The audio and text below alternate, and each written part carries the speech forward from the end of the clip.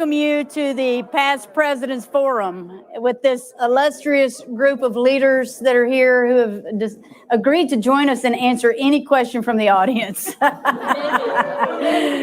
That's to come. We have a few scripted questions for each of them to ask. And by way of introduction, I want to start out by introducing Bob Richardson right here to my left. He was president from 1982 to 1985 when I graduated from high school.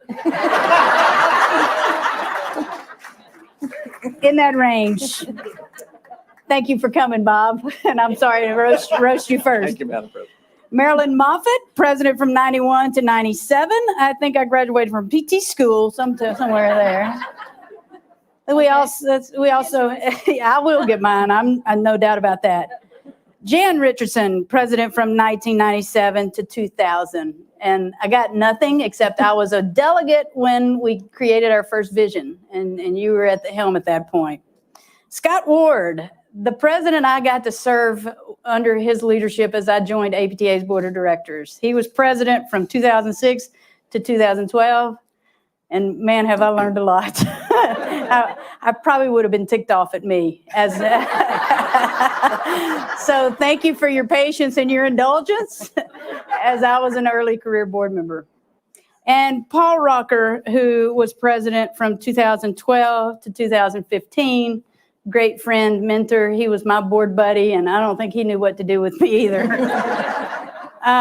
But the first question is, as you think back on your tenure as president, what was one of the most pressing issues that APTA addressed at that time? And we'll start with Bob and go sequentially down the road. So, Bob. Well, first let me say thank you all for coming. And we, as presidents, past presidents, we appreciate your interest in the first 100 years. Now, you have to understand that I can look back about 62 of those 100 years. And after getting out of PT school, I joined the association in 1959. So there's a lot of history here on the stage. And it's our pleasure and our honor to be able to share some of that history with you today. To set the stage just a little bit before I answer the question, I want to paint the picture a little bit like it was when I entered the profession in 1959. There were less than 20,000 members of the association.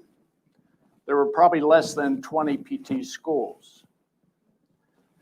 Most states their practice acts were under the medical practice boards. Do you want to know what my starting salary was in 1969? $4,800 a year. So those of you that are aspiring to become millionaires, it's possible, but you're going to have to think about how to get there. With regards to the question of what happened during the time that I was on the board and as APTA president, as far as the challenge, 3 months after I was elected, and by the way, those of you that know Dr. Helen Hislop, she was my opponent that time when I was elected president. I got the word that we were going to go to Dallas and meet with the AMA regarding a subject, their accreditation, what they did in terms of accrediting PG schools. And in a very short meeting, because there was a lot of prep work done prior to that time, the AMA backed out of accrediting physical therapy schools. Now, move the clock forward a few months. Those of you that remember back in 1982, DRG reimbursement was something that moved Medicare from a cost reimbursement system to a DRG reimbursement system.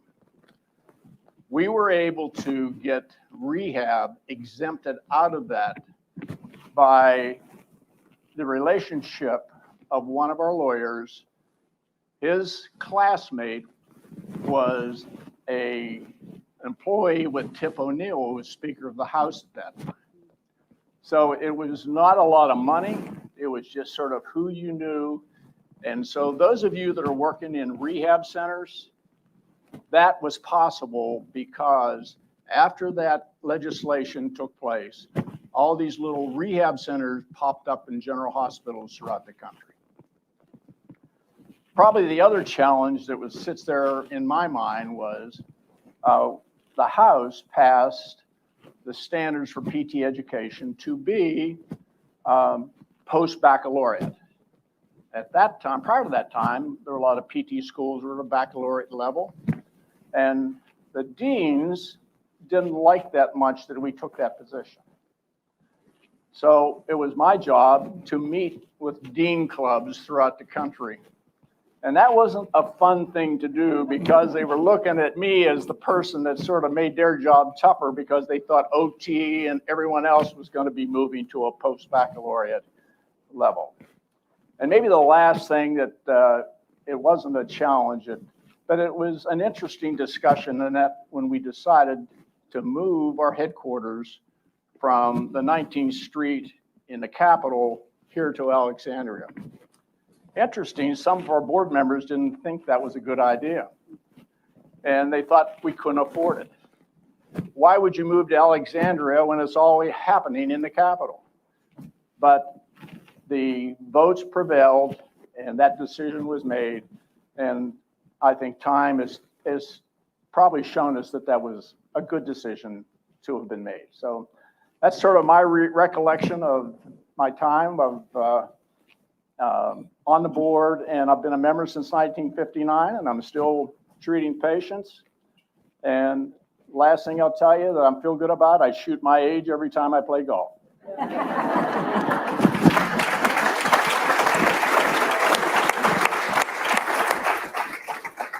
Amazing, and no shortage of issues. And if y'all have had a chance to look around the building today, you know that investment and the equity from that wise stewardship of all these leaders that have gone before us have paved the way for us to pay it forward for the next 100 years. So thank you, Bob, for all you did for education and APTA stewardship.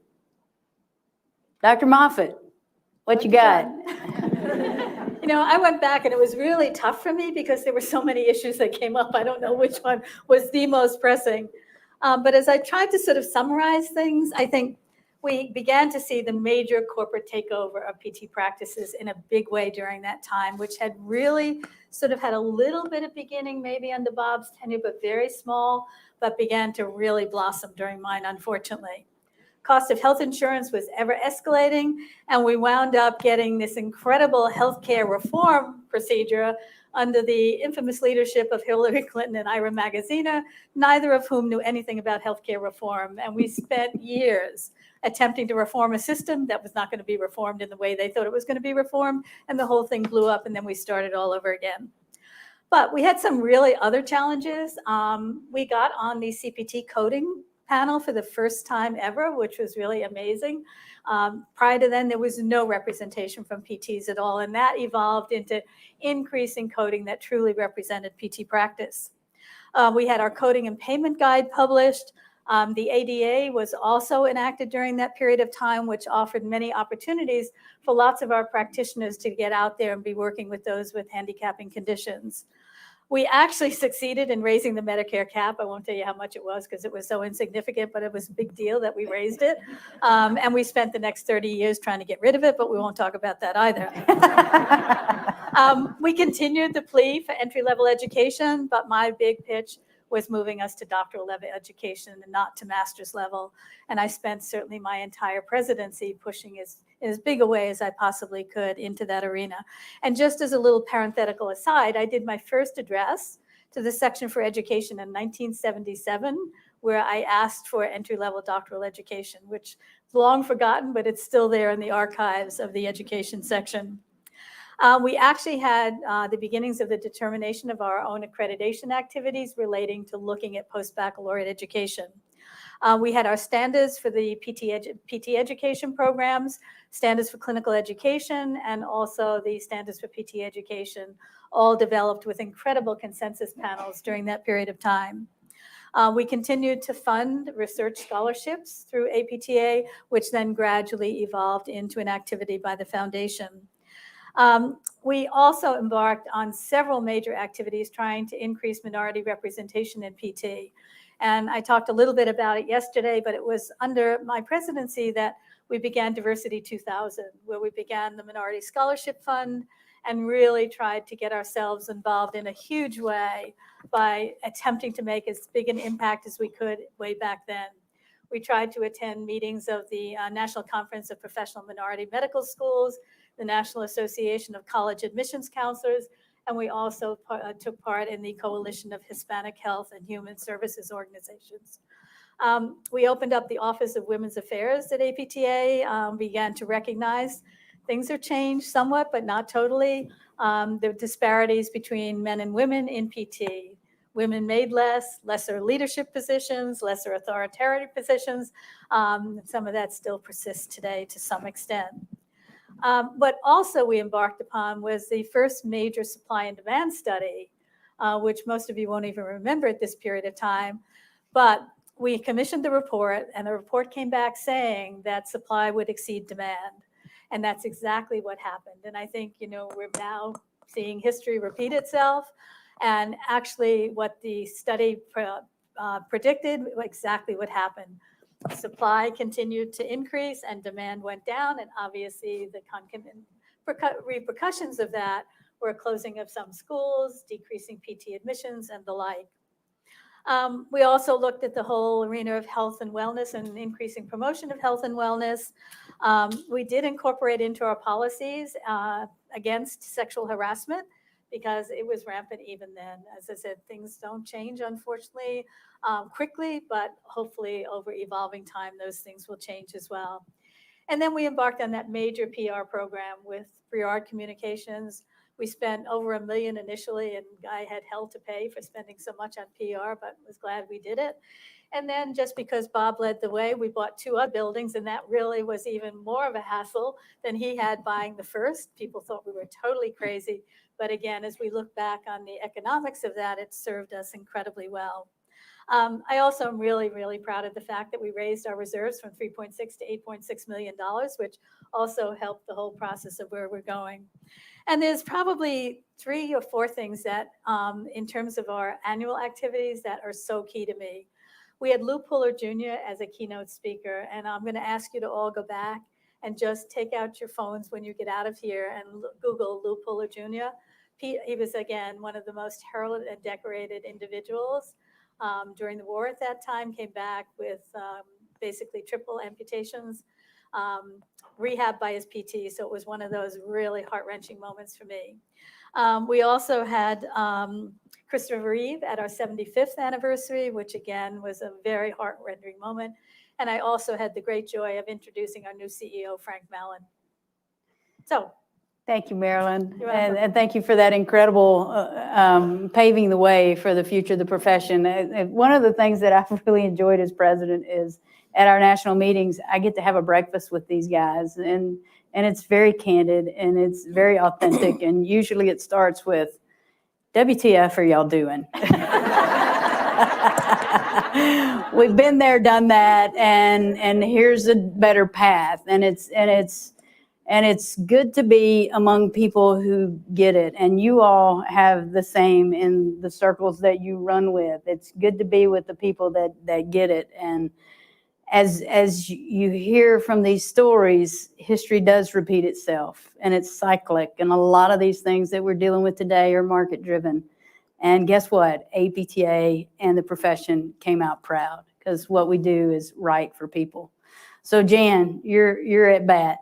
All right. Well, thank you. And I can just say when Bob was in college, I was in kindergarten. And that is true. That's why he shoots his age in golf. But the question was, what one issue stands out? And anybody on this stage will know that there's never one issue. My first issue started the morning after election when the president of the foundation asked to meet with me for breakfast, only to tell me that the foundation was floundering and could we bring it back into the APTA, which we had previously separated purposefully as an independent entity. So that was news for breakfast, but that was the first issue. The second was a week later, President Clinton fell down, and if you recall, he ruptured his quad. So we thought it would be very helpful to take out a front page ad, full page ad in USA Today, asking him to have a speedy recovery, which we did. Within 12 hours, I got a letter from the White House to cease and desist because we did not have permission to use his picture. That was available of him falling on crutches. So we did that. We ceased and desist, but we ceased and desist, but send him a note to tell him we still hoped he had a speedy recovery. Then we moved down to lesser things such as the Balanced Budget Act. And the Balanced Budget Act was a thorn in our side, certainly a thorn during my term in office. And that went hand in hand with the Medicare Cap. For those of you who don't know, the cap was written in such a way by staffers that it said speech would be reimbursed at $1,500 cap, PT and OT at $1,500. But they had the and, which meant that we shared the $1,500 with OT, even though that was never the intent. But they made sure that stuck, and as you know, we fought that for many, many years. Another exciting issue that we had was in the very first month was we found out that at the time HCFA was going to stop reimbursement for electrical stim for physical therapists treating wound care. And so we went to, I went to Frank Marilyn and asked, why don't we just sue them? And he said, because nobody sues HCFA. And I said, well, that doesn't mean we shouldn't. We've got the data, we've got the science, we've got the evidence to prove that electrical stim is efficacious for wound care. How much will it cost to sue them? And he said, probably about $25,000. And I said, let's do it. Well, the AMA just thought we were so naive because they had never even sued HCFA. And we were the pioneers doing that. This went on for a good period of time, but in the end, we ended up winning the lawsuit and did retain getting reimbursement for electrical stim for wound care. Frank was not happy with me because the $25,000 anticipated legal bill ended up being $250,000. But it was all worth it in the end because we won. And that was bold. That was the first month. So. From there, it was downhill or uphill. Yes, amazing, bold leadership. Thank you. Scott, issues during your presidency outside of me. Well, Sharon, first of all, you should give yourself credit. I mean, I just can't tell you what a privilege it is to be on this stage with you all. It's amazing to lead an impassioned group of colleagues. It's remarkable. And that passion sometimes leads to challenges. I would say that, again, just to maybe address your question, I think there are lots of things that certainly came up during my tenure as president.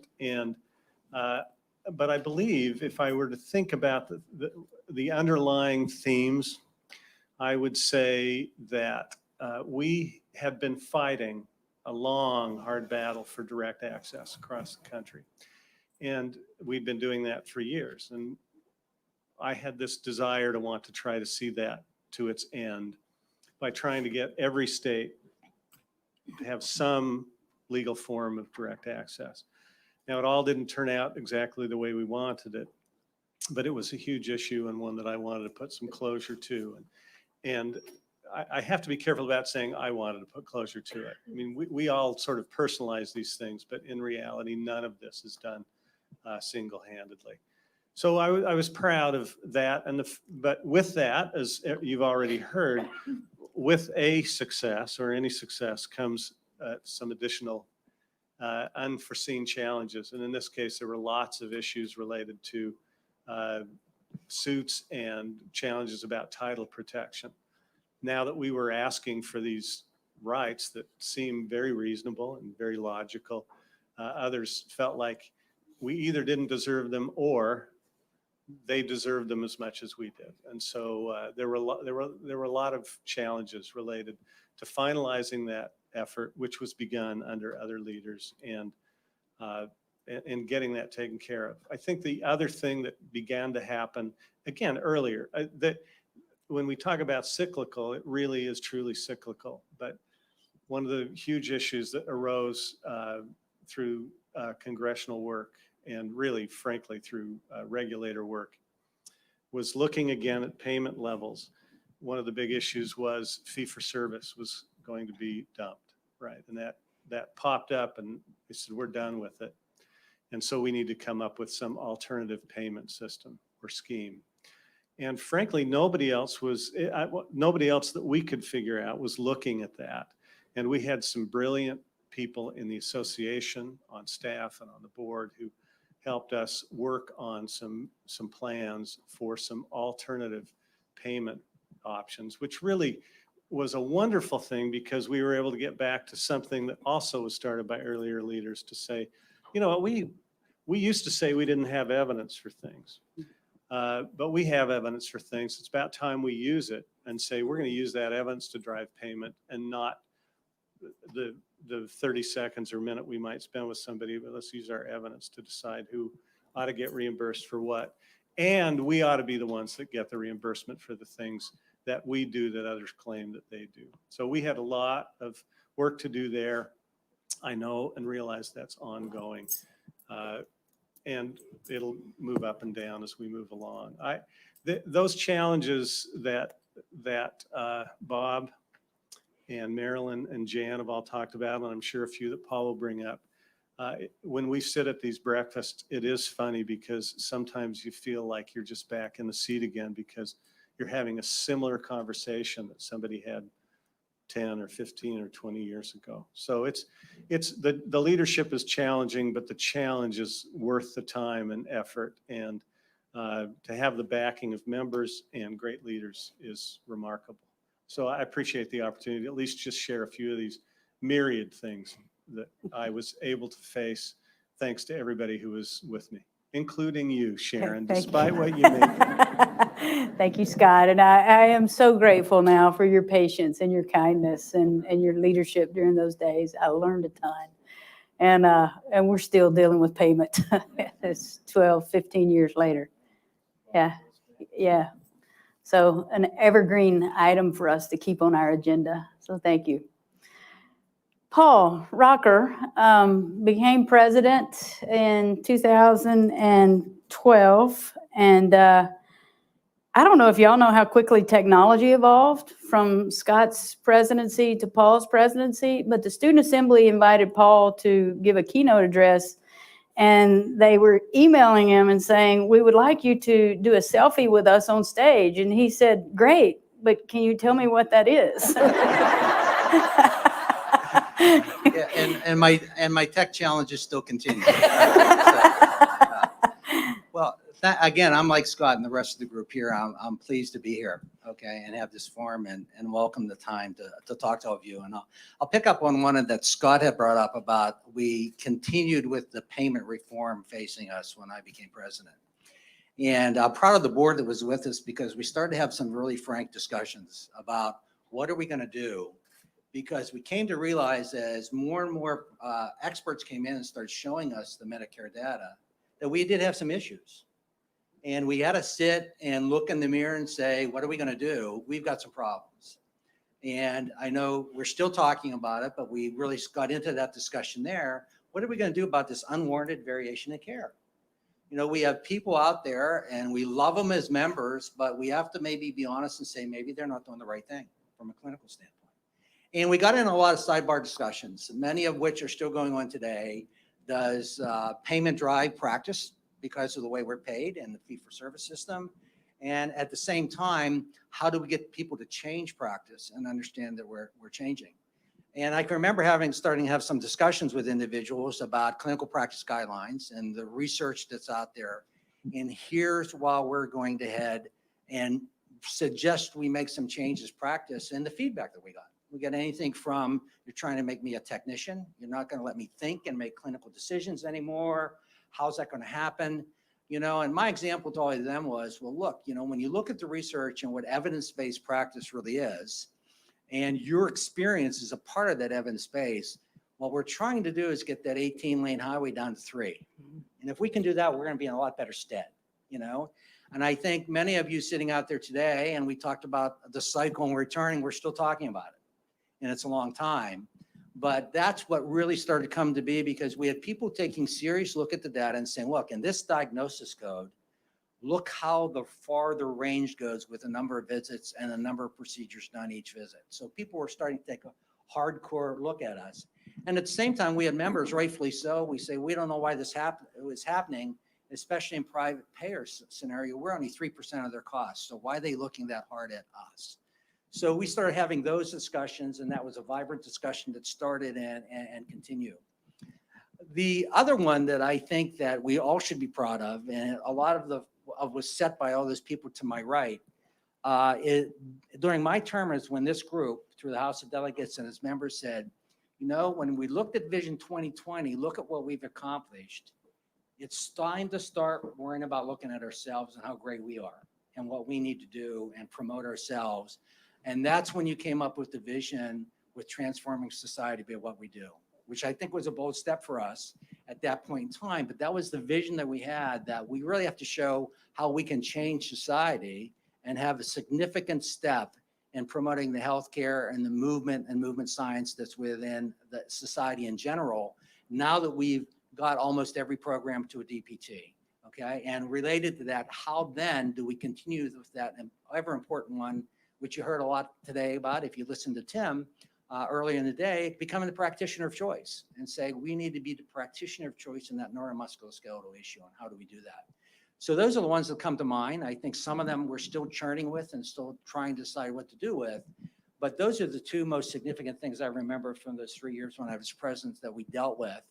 And, you know, and the last comment to make is just the vibrant discussion that these boards over the years have been able to have. I think every one of us sitting here have been able to say that when we get in that room and we get members on the boards that really sit there and say, I'm going to tell you what I think. You may not agree with me. And it's also surprising how sometimes board members in the past have been sitting out here and say, you know, I'm going to change my mind because of what I just heard from you. Okay, and I think that's the healthy membership discussions that we've had, listening to members, bringing that to the board, and then having those open discussions. But those are the most significant things I remember. Thank you, Paul. And you brought up the vision of the 2013 House.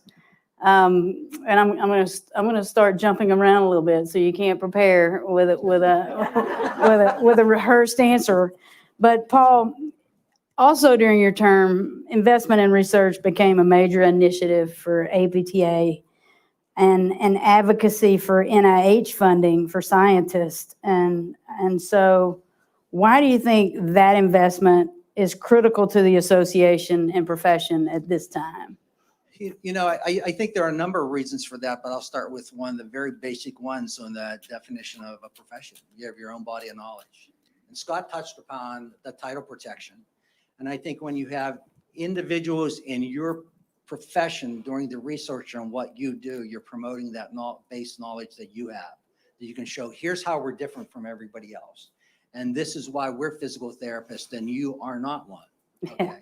I think that's one. I think the second part of that is, again, I'll go back to the Massey lecture this morning with Tim. You saw some of that. We needed to show the value that we offer with what we do every day in the healthcare system and how important we really are, and get people to understand that. So I think that investment and that dedication that was made to the creation of the Center of Excellence, COSTAR, that Center on Health Services Training and Research, was a bold one.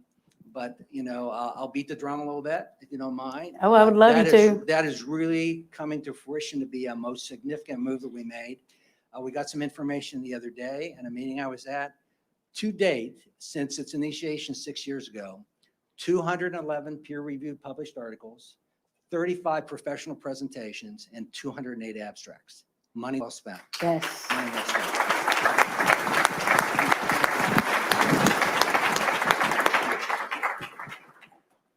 I would love all of us to beat our drum like that. We are so understated and underappreciated because of our understatement of ourselves. We have too much professional humility sometimes. So thank you for encouraging us to beat our drum.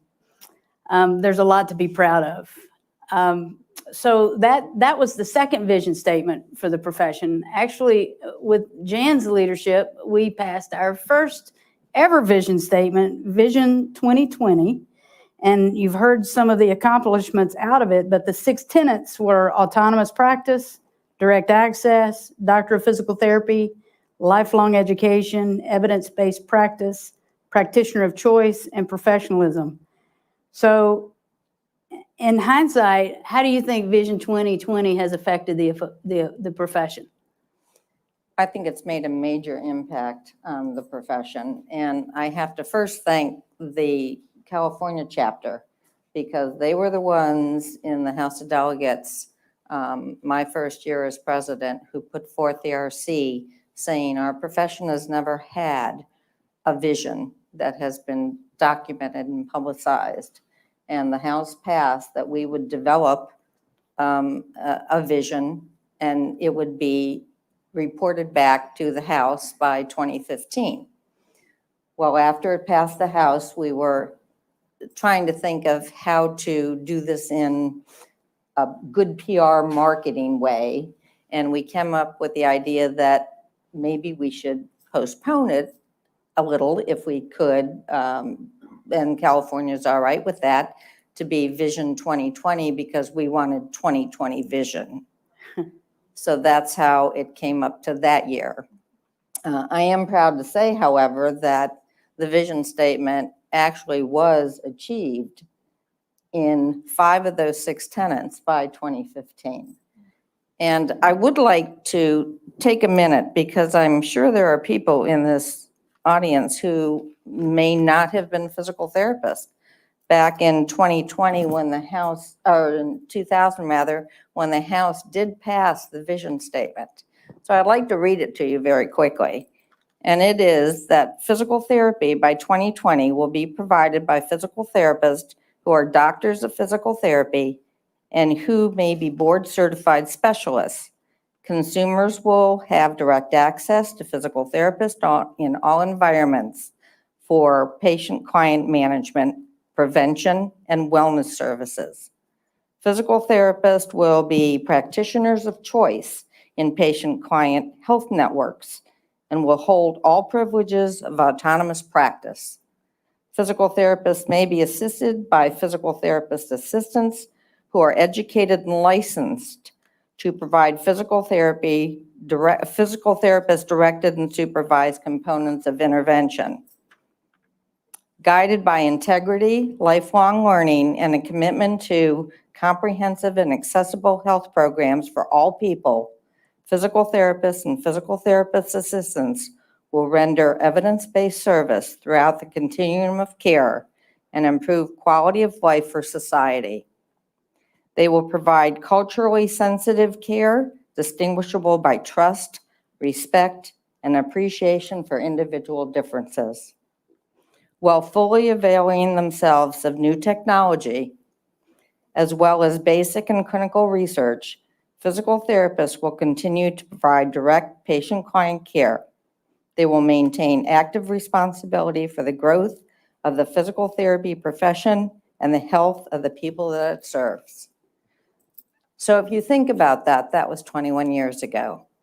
I think it was very visionary in the way that even language today is embedded into this statement, that not only California, but the board and the profession picked up on. And I can tell you that the House in 1997 was when the RC was passed, but it took 3 years to develop that vision statement and then the shorter sentence, and brought back to the House for approval in the year 2000.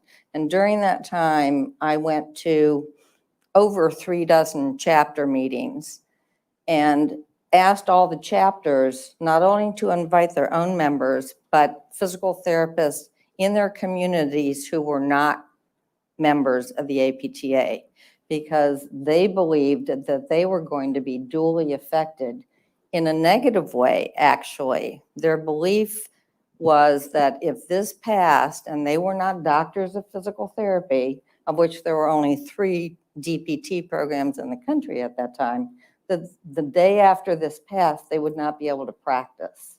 So there was a lot of information that needed to be shared with both members and non-members who were in the profession, so that they understood that this was something that we were hoping to achieve for the future. It was not going to be punitive in any way. It was only going to advance the profession, advance their role as physical therapists, and be better for both practice, education, and research in all components. And I remember that conversation and the professional conversation we had across the country, and the challenges and the fear, but I also remember the House having a very huge role in assuring that the profession would rise to the challenge of meeting its potential. And the role of the House is critical to bold, futuristic thinking. So thank you for that. Now, Scott, when you have a bold vision, you have to have strategy to move that vision as a leader in a board. And under your leadership, we made significant advancements in how we planned and stewarded resources in strategic planning. So the first strategic plan came to support the House's vision to really implement and put the rubber to the road.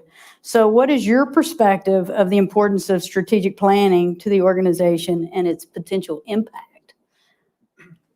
Well, thank you. I think Paul alluded to a phrase that we hear often in this profession and should be repeated more than it is, and that is unwarranted variation in care. That same mantra can be repeated for leadership and direction. And there, I believe that in many associations, and ours at times, there's been unwarranted variation in direction. And what I mean by that is there are several people who felt like their direction was the right direction, not somebody else's. And we do need to be unified in that direction, and we need to decide what direction we're headed, agree to it, act on it, and not get distracted from it. We've all talked about the distractions we all feel as leaders, and it's those distractions come. But in the end, when there's a resource that you have, and it's a finite resource and an incredibly valued resource, it's your investment in the association. It's not our investment as a board, it's the members' investment in the association. We should treat that with high level of respect. And to do that, I believe you should set a direction. And when you set that direction, you should stick to that direction. Strategic plans aren't always totally concrete fixed, but they help you make decisions about resources and utilization of time. And I believe there's been a long tenure of leaders here who've done that well.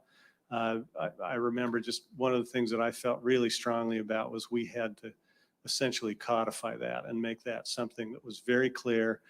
And in our communication to members who said, well, why are we doing this? The strategic plan was a place, not an excuse we could use, but a place we could go to say, we are working on that in this way. And we're not going to be distracted going down this avenue yet because we've got to get this done first. So I think there's been a history of great leadership doing that. And if we go all the way back 100 years, we could list all these wonderful directions that were set and the accomplishments achieved. Jan in her review of the Vision 2020 was remarkable. I don't know what Marilyn will say about this, but the Guide to Physical Therapist was, so I won't say anything, but those were directions that have changed the way we think about ourselves, and we need to continue to make sure that society continues to think about us differently, but in a very focused way. So thank you, Scott. And I remember vividly your intention that this strategic plan would not sit on a shelf, that it would be used to implement the resources and to guide us. And so thank you for strong leadership there. And you foreshadowed Marilyn's contribution to really, when you have a vision and you have a strategy, you got to have implementation. And so that the Guide to Physical Therapist Practice was key to implementation. So Marilyn, share with us your experience with that and what the implementation. Every member got a copy of the Guide to Physical Therapist Practice in the journal, that issue of the journal. I still have mine. I'm a hoarder, so I have a bookshelf, and my journal is there. So, I'll give you the straightforward story as opposed to all of the underpinnings of some of the things that went on. And if you want to catch me on the side, I'll give you some of the nitty gritty. But this evolved because there are some of you in this room who will remember the Red Book, that big book where you would sort of unfold the pages like a family tree and eventually figure out what physical therapists were doing. One of the things I had instituted when I was president was sort of a board session prior to the official board meetings. And we would get the 15 of us in a room, no staff, nobody else, and you could say anything, do anything, put any idea forward in any way, shape, or form you wanted to. And part of the things that evolved was, what do we have that codifies what we as physical therapists do? And we all turned and said, other than that Red Book, which was collecting a lot of dust on all of our shelves who had it, we had nothing. So that was actually the genesis of the beginning of the guide. We then appointed a task force, and my wonderful colleague, Roger Nelson, chaired the task force. It only took us 6 months to come up with the terminology of examination, evaluation, diagnosis, prognosis, and intervention. 6 months for 5 words. I can't tell you what went on in the room, and I will not, but you can imagine for 6 months to develop 5 words, we had a lot of back and forth. So that was the evolution of the very beginnings. We then had to rein in Roger somewhat. So in order to do that, we formed a board oversight committee, and that sort of took care of putting everybody in their place and also getting a process now starting where we could take it from the terminology and now what we're going to do with it.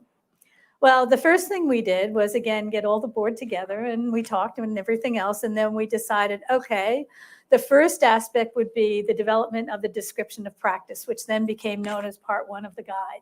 It was that little skinny black and white covered document that some of you may remember or not. And the responsibility for actually developing that part of the guide fell on the shoulders of Andrew Guccione, Jane Snyder, and myself. So that was Part 1 of the guide. We then began to figure out, okay, is that all we want, or is there more to do? And we figured, no, we've got to be able to determine how this can be used in practice. We also knew that it could potentially be involved and used by insurance companies, hopefully other payers and other individuals in the legislative arena, again, to determine what we were doing. That then led to what was called the preferred practice patterns. And the development of that preferred practice patterns fell on the shoulders primarily of Cindy Zadai, Joan Bomer, Lisa Giranello, Kathy Biggs, and myself again. We then woke up and we sent them, we called them the guide divas on the road. And they were charged with doing, as Jan did later on, getting out there and getting the message to all the chapters as best we could to say, here's what's being developed, here's the kind of input we need. And then over the course of probably 2 years, we involved over 1,000 people in the actual development of the guide. So this was not a small project. We brought in every chapter that wanted to be involved. We brought in every section, and we relied very heavily on the sections when it came to the practice patterns, so that we were pretty sure.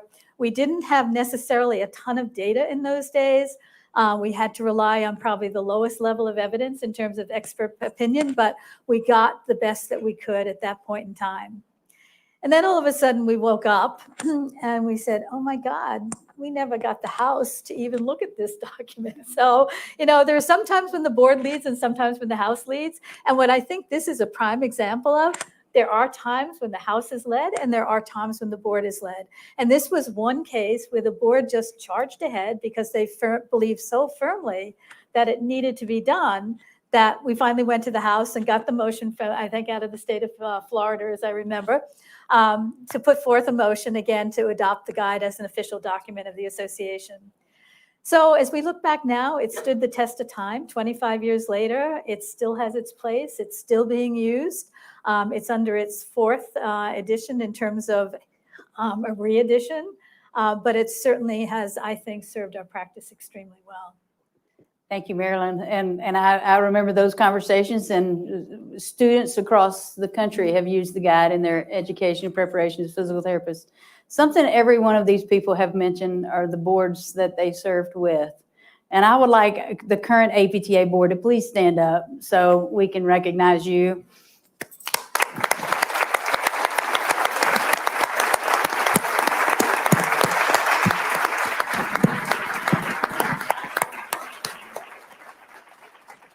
As you've heard, nothing is done in isolation, and it takes an incredible amount of conversation and dedication to move the profession forward. If you served on any of these presidents' boards, will you also please stand and be recognized?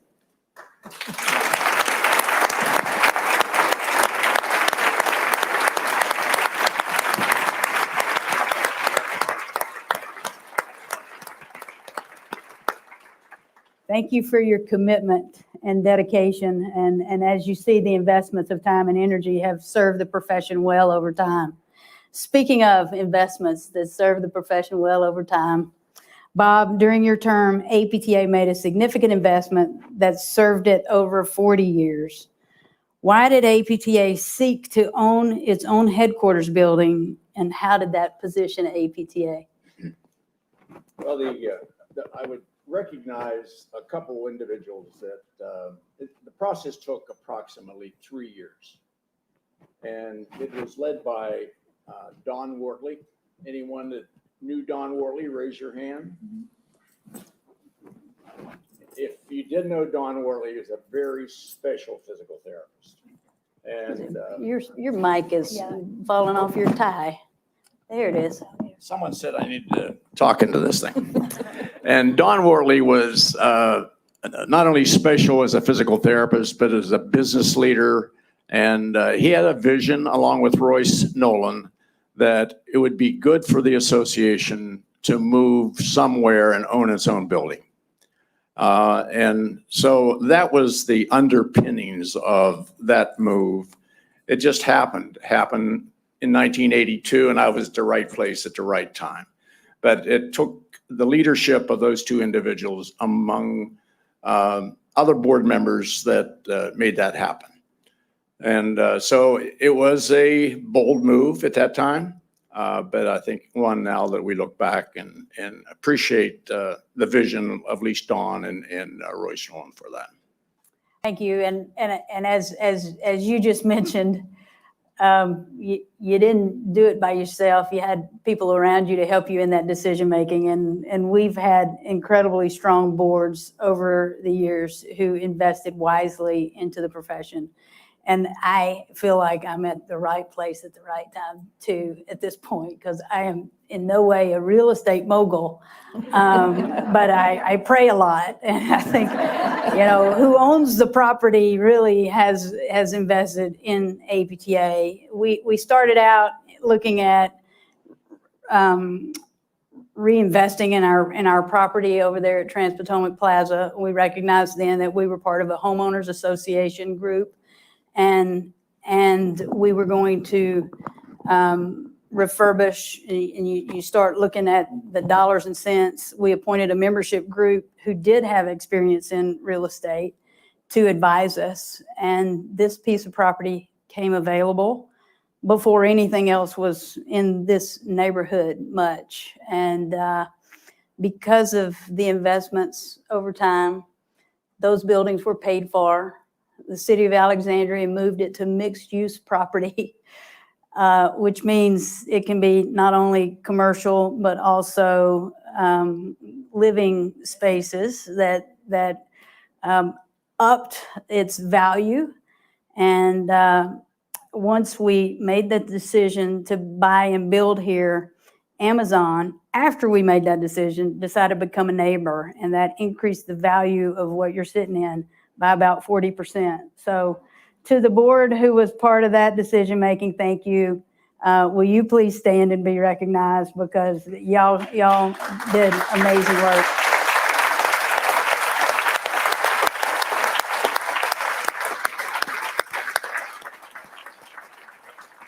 One of the commitments that board made was we would not do this through a membership dues increase, and we won't, and we haven't. But the only way we could do it is because of that investment and that wisdom from before us. So thank you. So now we have an opportunity for each of you to share your greatest hope for the next century, 100 years behind us and 100 years in front of us. And we'll start with Paul and work our way back this way. I hope that we attain that practitioner of choice in the healthcare system, and follow up on what Dr. Flynn talked about this morning, that we're the ones that promote health, promote movement, and maintain them through any injury or difficulty they have through their lifetime. And that's our role, and it's fully recognized as we're the one to go to first. Okay, and let's talk about that conservative approach to managing many of these difficult issues that we have, as well as the ones that we can help prevent. And I think over the next 100 years, if we can achieve that, it'd be a great achievement. Thank you. Hopefully in the next 10 years, but I'll take it in 100. Scott. We've talked about history repeating itself, and I hope much of the history we've experienced won't be repeated. However, history would say it will. So my biggest hope for the next 100 years is that we all, and especially you that are younger in the crowd and who might be listening, will exhibit the same passion, the same commitment, the same resilience, and the same hope that we have and our colleagues have over the past 100 years. What's brought us through is our brilliance, our keenness, but most of all, our passion and commitment to our profession, which directly relates to that of our patients. And that's my biggest hope, is that we don't lose that spark and essence of what we're about. Thank you. Jan. And to that end, my very first job and my very first boss, although I'm now the chairman of the board, did instill in me that from day one, it's important to give back to your profession. Don't think that you're just going to sit and take. Not only are you responsible to give, but you are responsible to make sure that those who follow you understand their role, their responsibility, and their commitment to giving back to the profession and to advance practice, to foster education, and certainly to make sure that we advance exponentially our research that goes along with that. And I hope that the group that comes in the next 100 years will have that understanding, will have that sense of responsibility and commitment, and do so with grace and with integrity. Thank you. Marilyn, do Well, you have any hopes for the next century? You know what? I was fortunate enough to be able to stand on the backs of giants. And I hope that succeeding generations will also have that same opportunity. I mean, I think we can be an indispensable and unbelievable powerful force if we unite and we pull ourselves together and we really look at the aims and the objectives that are most important for us as professionals, but also for those patients and clients we serve. I don't think we can ever forget the legacy of the past. And if we do, we're going to repeat it. And hopefully, if we repeat some, we do it better than what we did before. But I would remind each and every one of you, you have the wonderful opportunity, like few other professionals, to enter the lives of so many individuals on a day-by-day basis. And that has got to be the basis of what we do and how we do it and for which we fight. Thank you. Bob. Thank you. In listening to all the predecessors and speak to the vision of the future, one of the things that comes to mind for me and it drives my spirit a lot is the relationships that we develop with our patients. And I think of the little polio patients I took care of long years ago. I think of the rheumatoid arthritis patients I take care of now. And I would say they not only like us, but they love us. And if we can mobilize that passion and transfer their thoughts and their appreciation for this profession, it'll be another force that public policy makers will have to listen to. And so I think we're unique in that sense. Of all the health providers, and I work with and have for years, I don't know of anyone that is more looked to in a very positive way than physical therapists. And I think we can capitalize on that. I think we can grow that. And I think that helps us when we get into the room trying to decide what to do, when and how. But that passion needs to be part of what we do. It's a lot of wisdom there. And thank you all for indulging my questions. Now the audience gets to participate with any question that you have of any individual or the group as a whole. We have another 30 minutes, so there's plenty of time. And I hope you have some really good questions. And I don't know if somebody's going to man the mic or... Thank you, Mandy. And if you'll make your way kind of to the middle, that where if you have a question, you'll be protected from our close proximity that we are in this room.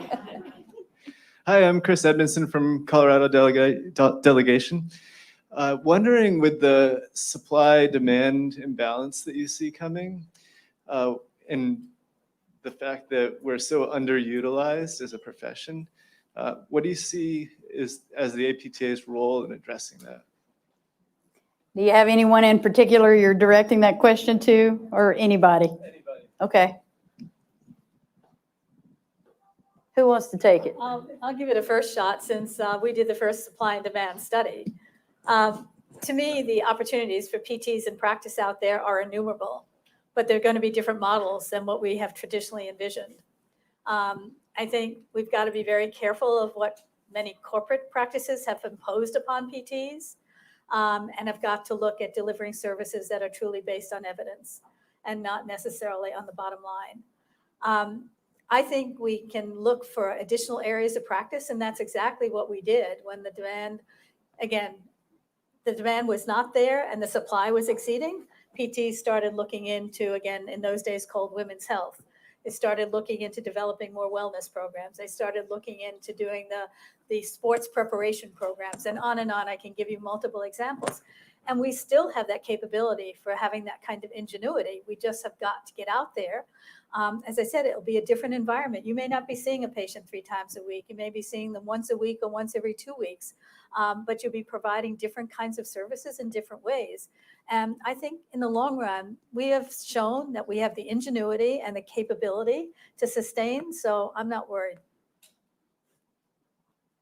Thank you, Marilyn. And I'll add to that. Paul said something that resonated with me a while ago about, does practice drive payment or does payment drive practice? We have direct access in all jurisdictions in this country, and a lot of people don't practice it because it's not paid for. That's payment driving practice. Because of the investments and the sweat equity of those who came before us to knock down that barrier of access in a legal and regulatory way, we need the next generation of physical therapists to run through the rubble and claim that land that the bold visionary leadership and practitioners of the past have. And I think there's a lot of work out there for physical therapists that's untapped. Well, I think I just end quickly. responds also to what Marilyn said. After the balanced budget amendment, there was a great deal of fear in the profession. And people left the profession in numbers. But there were great people who chose to revamp the profession, to renew their vigor in the profession. I think if I think of anything in our history, I think of that as being a stellar mark of critical change. When we had every opportunity to let fear drive us into the ground, we rose above it. And so I would just say, take history at its finest and repeat it. You want to go, Jan? Just very quickly, there are other professional associations out there also that we can be involved in. For instance, the American College of Rheumatology, of which we are actively involved in.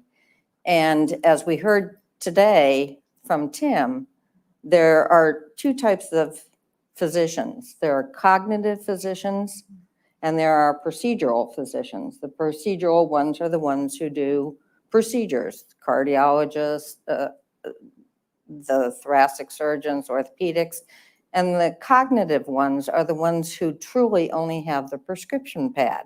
And we have long said that when a patient comes to see a physician, especially a cognitive physician, they don't expect just to be talked with. They expect to go out of that office with something in their hand. And so, as he said, the only thing that there is that they can offer that patient beside their knowledge is a prescription pad. Right now, the field of rheumatology is very, very concerned about their legacy because they do not see people going into their specialty. But I can tell you that if you start dialoguing with rheumatologists, they would be more than happy to talk to you about helping them to treat their patients because they're cognitive physicians and they're losing people power in medical students coming forward. Most of them don't know that we have direct access. Most of them don't even know that we're educated at the doctoral level. So I would encourage you to think about the cognitive physicians that you might know in your community and reach out to them and help them understand that you can be that other alternative to the piece of paper. Thank you. I think we have some people in line to ask additional questions. Thank you all for your presentation this afternoon. It's been a great discussion. I'm Elaine Loneman. I'm the president of the American Academy of Orthopedic Manual Physical Therapists and proudly a Kentucky delegate to the House. You know, some of the things that you all mentioned this afternoon really strongly related to how you have advocated for professionalism and being a professional. Can you tell me how you think there is unwarranted variation, whether it be in leadership or in practice? I think you're speaking to a lot of delegates and leaders in this room. Any ideas on how we can make sure the next 100 years are as fantastic as our past has been?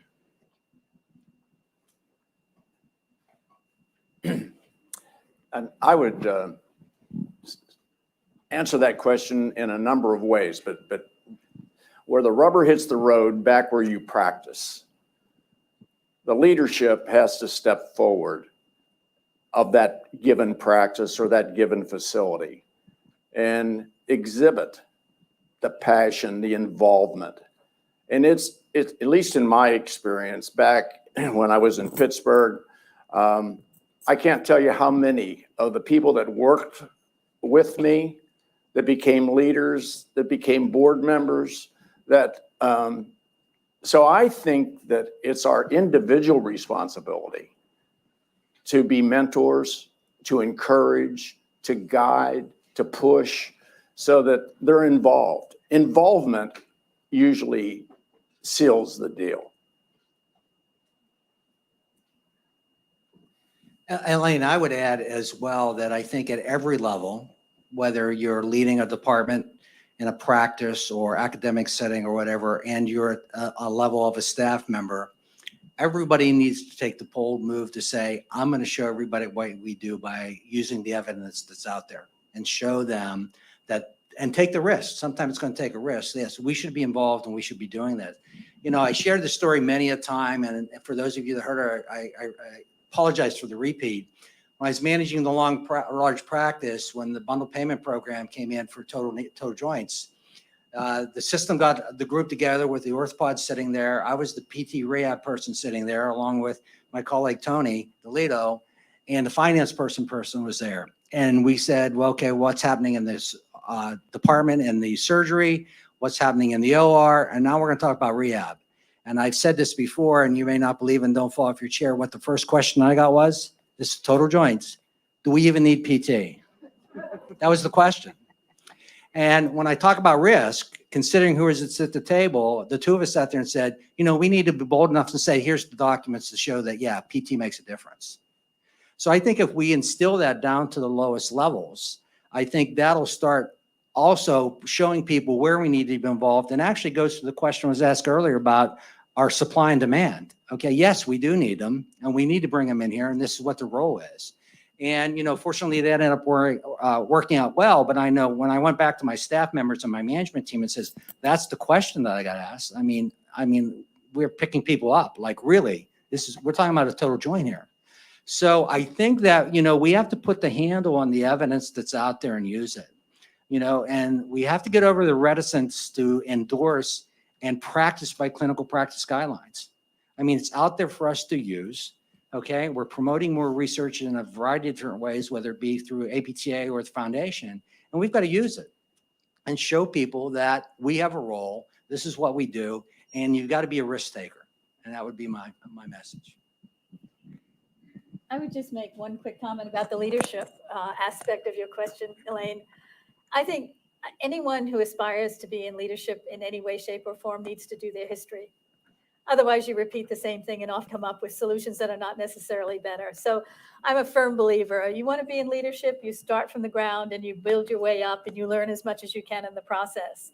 And the other thing is, from a leader perspective, you have the responsibility of tapping those as early as you possibly can to get individuals involved as quickly as possible. Thank you. I don't think this is going to be an easy question, Susie Dusinger. So I'm Susie Dusinger from Missouri. And first, thank you all for being willing for us to stand on your shoulders as giants. I think we all share a value for inclusion and diversity. And I'm interested in your perspectives of how we can shift the metrics of our profession so that we better match the needs of the people we serve. I knew it was not going to be an easy question. Go ahead, Scott. Well, I'm happy to spark a little discussion here. Susie, thank you very much for the question. There are two things we need to do. One is we need to be very cognizant of the communities in which we live and the makeup of the people in those communities. And that's the first thing. So we need to do our research, understand the communities we're a part of. And secondly, we need to be very intentional to move our profession to match our communities. And we can't just hope it happens. We have to be very intentional. And if you want me to talk about the intention, I'll have that discussion with you later because that'll take a little bit of time. But we can't hope this happens. We can't wait for someone else to do it.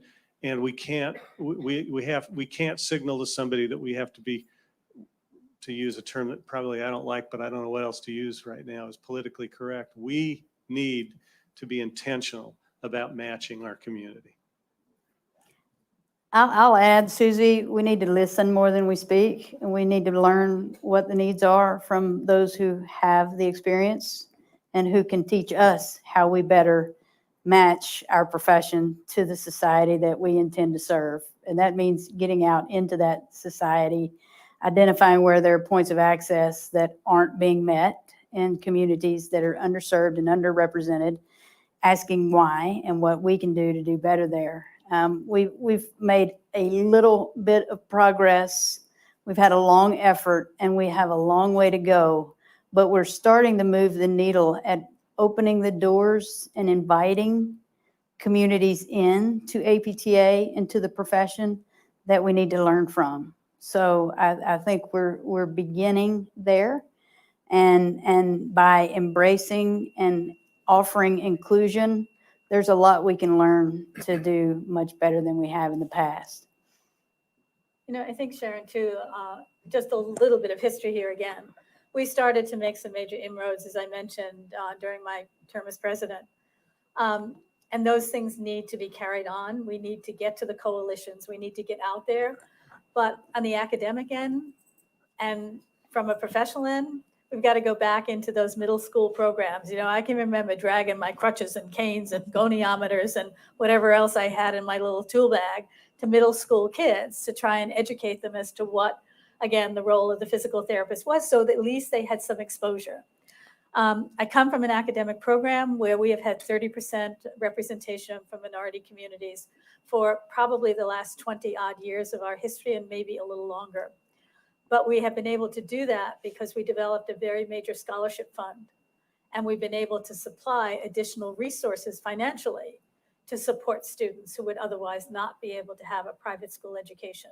So I think, you know, there are things that we can all do in big ways, small ways, but we've got to do it consistently and across the board. It can't be targeted at just one area. It's got to be looked at education. It's got to be looked at communities. It's got to be looked at getting at the youngest population so that they actually know that physical therapy is an incredible, viable profession.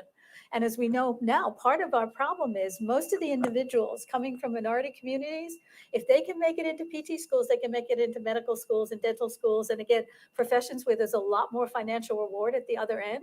So that's another issue that we have to begin to look at as well, because when you're expending that much on education, and I can say it's truly, again, significant, the reward on the other end has got to be a significant amount as well. So, you know, we've got a lot to do, but I'm always grateful and always eternally happy that small changes can be made if each one of us takes our own responsibility. Thank you, Susie, for the question. Sharon, how many additional questions from the audience? We can take, we'll probably end it with the last gentleman in line. And because we have about 15 minutes, so you got to go quick, Tepper. Hi, my name is Steve Tepper, and I could not even imagine having this austere group and not being able to, or being able to ask this question. And that is, where do you see the vision of PT education going?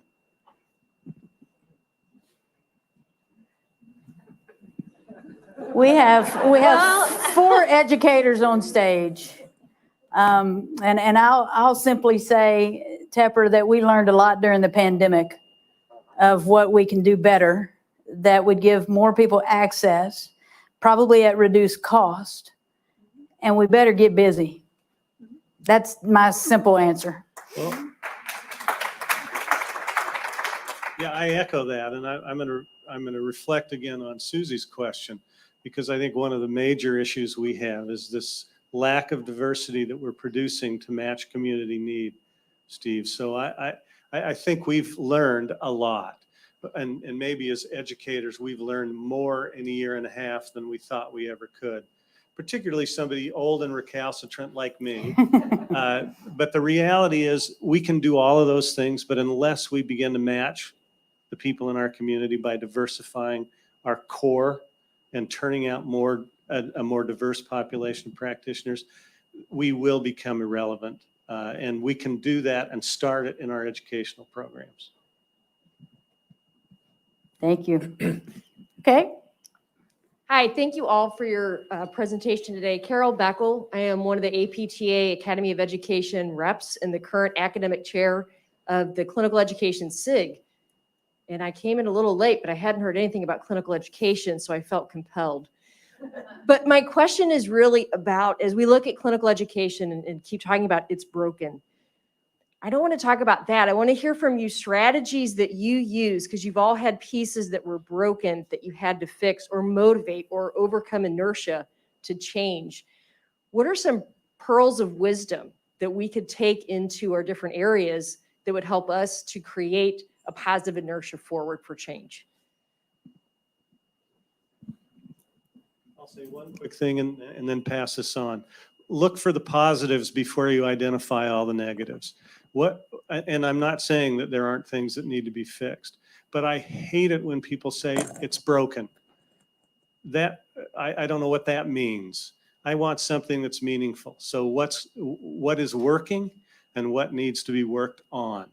And we're good at that. That's what we do at our core. So why can't we do it in our own house, right? So I would recommend that the way we look at it be reshaped, not that the energy we put into it be diverted.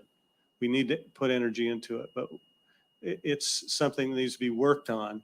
And we can do it, but we need to think about it the way we think about every other problem we deal with.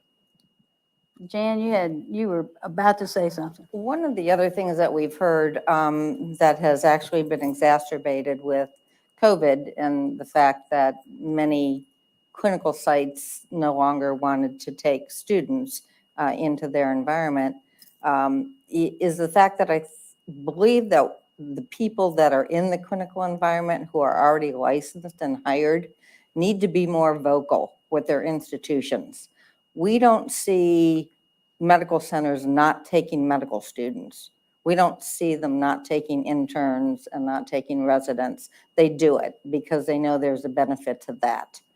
And the people who are in the institutions or the large private corporations need to make sure that they're heard administratively and legally, because oftentimes it's the legal department, to get them to understand the benefit versus the risk of maintaining clinical experiences with academic programs. I'm just going to mention a couple of things here. Number one, part of the problem is the incredible proliferation of physical therapists and physical therapist assistant educational programs in our country. It has taxed the clinical resources in ways that we have never seen. So that's one thing I think we're going to have to look at very carefully. And there are other potential models. I'll just show you one we've used. We know that oftentimes if you send a student into a full-time clinical affiliation and you think they're going to have a clinical mentor out there, all of a sudden they get there and that mentor is off on leave, left the facility, and you're left having someone with 3 months experience being the mentor for your student. We set up what we call a master clinician program where our students go out in groups of 2, maybe 3 at most, under a master clinician that we have selected 1 day a week, all through their 2nd and 3rd years, and they observe the best of practices. These people have to have 5 years of clinical practice. They have to have specialization. They have to have recognized experts in their area. So our students will at least see a mentoring experience that gives them the excellence. And then we pray that when they get out into the clinic, they're going to get the experience that we hope they can get. Thank you. Hi, Chris Wilson. I'm Vice President of the Oncology Academy. First of all, thank you all so much for all you have done for our profession. We are forever indebted to everything that you have done. So thank you so much.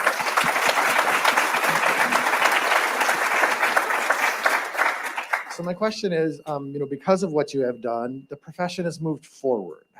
And I really appreciated the discussion about, unfortunately, it's tied to payment sometimes. And I just wondered if you had any advice or insights related to, there are great things that physical therapists can do, but the payment doesn't always let us do that.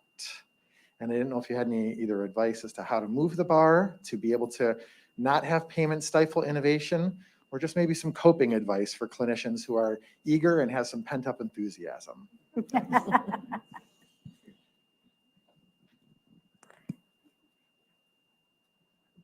I'll give it a shot. One of the things that we instilled in our practitioners when we managed them was that do the right thing, and in the end, everything will come out fine. And that's hard to sell, okay? And essentially, we had worked with a health plan at the time, and I think that's a good start because there are health plans that do want to work with you and say, how do we institute some programs? We're seeing back surgeries go off the chart. And essentially, we worked with this health plan to say that we're going to institute some practice guidelines and each institute with them what the correct way is to manage low back pain. And they were looking that they wanted to make sure that somebody had a conservative care for their low back pain before they went and had surgery and or even an MRI. And I can tell you, and this is a personal a pride of mine that when we instituted that program and we started to look at the way patients were managed, the way we were getting paid from a standpoint was the move to an episodic care. Our clinicians didn't change the number of visits they did at all. It was exactly the same. As a matter of fact, it was a little bit higher, even though we're getting an episode rather than a fee for service. And they did see surgeries go down. It wasn't necessarily a cause. But I can tell you that we were still fighting what was going on within the healthcare system overall, okay? And I think it's a physical therapist would need to stand up to the patient and say, this is why you're here. We would have patients that would come in that would say, the surgeon wants to operate on me and tells me I have to come to see you first, so that's why I'm here today, okay? And then maybe never come back. And go back to surgeon, well, he tried, he went one time. Well, we all know that that's not good care, okay? So I think it's the coordination of some multidisciplinary approaches to managing patients. And getting back to my point earlier about the clinical practice guidelines, for all of you that are out there, whether it be neuro, cardiopulmonary, ortho, or whatever, I think that there are people on the physician side that this does send us patients, as Jan has alluded to before, that really want to work with us.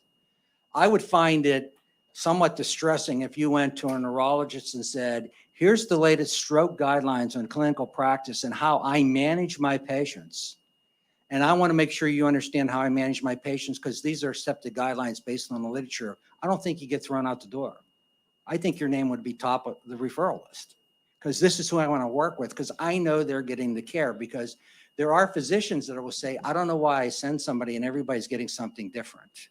Okay, so I think there are avenues like that, okay, that we have to go ahead and promote, okay, and instill in all of our practitioners of all the generations could be working on the department. It's okay to change, and we have to change sometimes.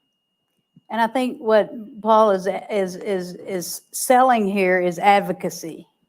We're advocates in a legislative realm. We forget to be advocates in the payment realm. And I had a ownership in a small practice a few years ago, and TRICARE called me to say, we really like what you're doing in your practice. We're going to send you more patients. I said, please don't, because you pay less than my cost and you're going to run me out of business. And the answer was, well, then we should talk to our medical director about how we're paying you. I said, yes, please. And the answer was, we weren't seeing patients for the number of visits that they authorized and then stopping. We were treating the patient with what they needed. We didn't give them less visits. We didn't give them more visits. We gave them what the patient needed, and they recognized that in their data. So they wanted to send more of the Barksdale Air Force Base in our community. And so I said, okay, based on what you're saving from the competitors in town, we need an increase in payment per visit based on those cost savings to you. I think we feel powerless and we're not. And we need to have more conversations like that with payers when we're doing the right things in our communities. Sharon, one last thing. I'm going to echo what Bob said earlier, which is so critical. Advocacy is critical. But one of the factors we often leave out of that advocacy equation is our patients. Mm-hmm. They're powerful. I mean, we refresh them and they refresh us. Bob, I really appreciated what you said. We sometimes and so often forget how strong a set of advocates we have in the patients we care for. Hi, my name is Mitch Lane. I'm one of the current Centennial Scholars, and I'm coming from Florida. Just want to thank you so much for the discussion that we've had today and just your insight. My question for you is we have so many other professions that are well represented in our nation's political landscape, serving in the House and Senate and Congress. How important is it that more members of our own profession are elected into these types of roles, and how might that impact society? Pretty clear to me, the more voices we have there, the better off we're going to be. I mean, we've had very few at the national level. We have had some at the state level, and those individuals have had a really major impact for us. And, you know, it's very different when you're with a group of legislators and you've got somebody of your own that is a PT who can then give you the facts and figures from their point of view immediately. So I would encourage anybody who thinks about running for office, think of federal office in some way or another. Yeah, do it. I mean, it's hard to talk to a stranger about us. It's easy to talk to a PT about us. And so let me know when you want to start your campaign. And I will tell you, everyone who has run for office, everyone who has run for office on the state level has contacted friends in the association, and many of us have supported individuals at the state level along the way, and I know that will continue to happen. Thank you, and thank you. Thank you for everything you contributed to the profession, the association in your terms of office, that you still continue to be passionate visionaries for the future. And thank you for joining me for this discussion today. Thank all of you for the wonderful questions and your attention, and for continuing to move the profession ahead for the next century of outstanding progress as we continue to thrive. And hopefully we'll see many of you at the gala. We'll also see many of you in the House of Delegates, and really appreciate the time that we got to spend today. Thank you.